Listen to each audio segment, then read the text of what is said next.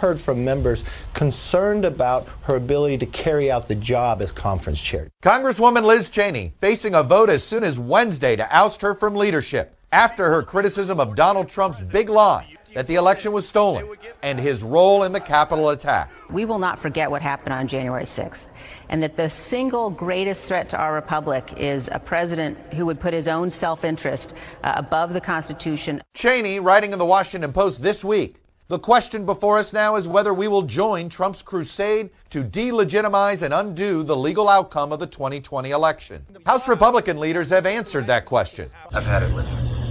It's, I've lost confidence. Boosting New York's Elise Stefanik, who Trump has endorsed. My vision is to run with support from the president. What they're saying is, if you don't go along with the big lie, you basically need to go. Stefanik voted with President Trump just 78% of the time, criticizing his border wall, opposing him on NAFTA and trade, even voting against his signature 2017 tax cuts. Cheney voted with Trump 93% of the time. Once a Trump critic, I think he has been insulting to women. Stefanik became a high-profile Trump defender during his first impeachment. When she opens that mouth, you are killing them, Elise.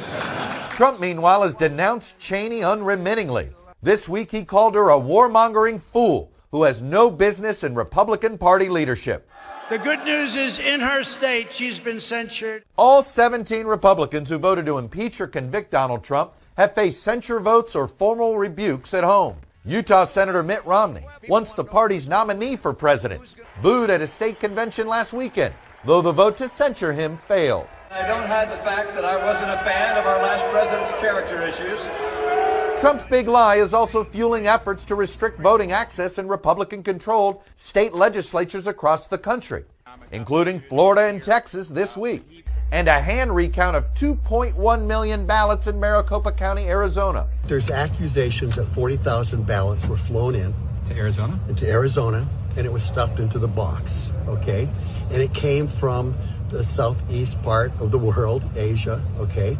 And what they're doing is to find out if there's bamboo in the paper. While Cheney still has Republican supporters, we need to make sure as we're moving into 2022 that we don't start narrowing the tent, which is what I think this will do. Senate Republican leaders have stopped defending her. Do you support Liz remaining in a position of power, yes or no?